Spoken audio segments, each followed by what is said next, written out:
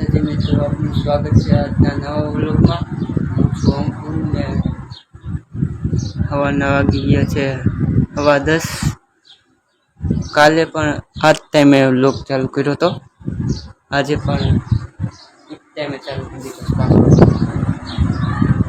ને બીજું તો શું કહેવું કે હું જ્યારે 11માં હતો ત્યારે મેં એક ટ્રેનિંગ આપી હતી.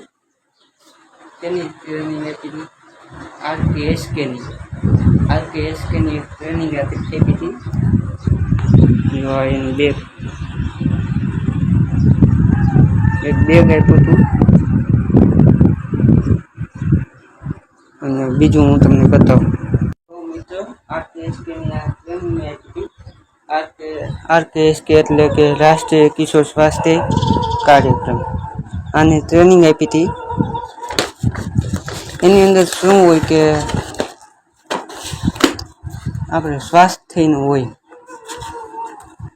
જે લોકો માવા ને એવું ખાતા હોય ને એનું હોય. એટલું આપ્યું હતું પિયર એજ્યુકેટરની. આ તેની ચોપડી હોય, તમે જો.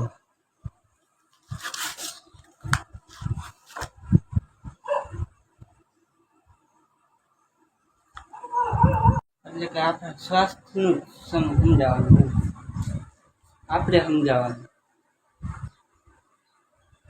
એવી રીતે કે આપણું સ્વાસ્થ્ય કેવું જોઈએ એવી રીતે આપણે બીજાને સમજાવવાનું. એની ટ્રેનિંગ મેં લીધી આરકેએસકેની.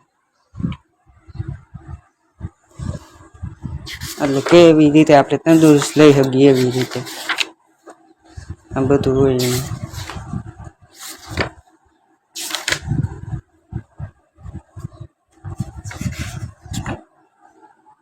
આની પિયર એજ્યુકેટેડની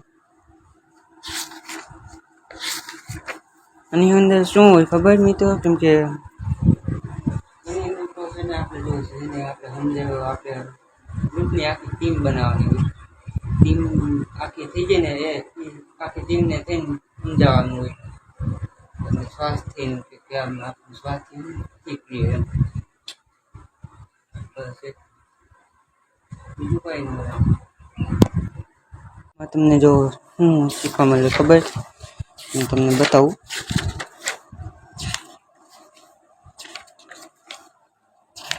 બધું સ્વાસ્થ્યનું જોઈ.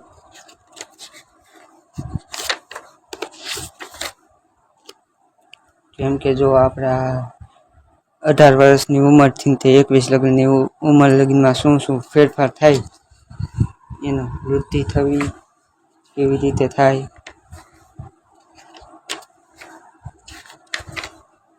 પછી આરોગ્ય અને સુખાકારી,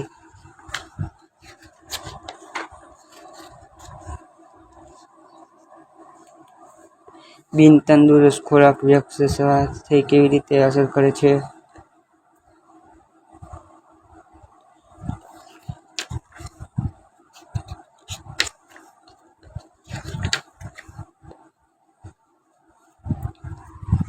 એક છે નશો આપણે કોઈ કરવો ન જોઈએ. નશીલા દ્રવ્યો તમાકુ છે, સિગારેટ છે, ધૂમ્રપાન, ગુટકા, બીડી, એનાથી અસર થાય. જો લાંબા ગાળાની અસરો કેવી થાય? હૃદય અને મગજમાં રહેલ રક્તવાહિનીઓની સાંકળી બનતી જાય છે. વ્યક્તિને ટૂંકા શ્વાસ ચાલે છે અને કફ થાય છે. એટલે આવું ગુટકા ને એવું તમે ખાતા હોય એ ટાળવું જોઈએ મિત્રો. પછી લાંબા ગાળે આપણને અસર થાય એમ. એવું અમને શીખવવામાં આવે. અમારે છે ને એ બધું બીજા વ્યક્તિઓને સમજાવવાનું. તો બસ એટલું જ હતું શીખવામાં, બીજું કાંઈ નહોતું.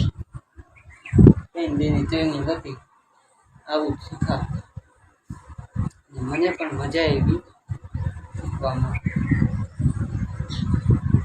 જો તમને આ વ્લોગ ગમ્યો હોય તો ચેનલને લાઈક કરી દેજો અને સબસ્ક્રાઈબ કરી દેજો. હવે મળીશું નેક્સ્ટ વ્લોગમાં. જય હિન્દ, જય ભારત.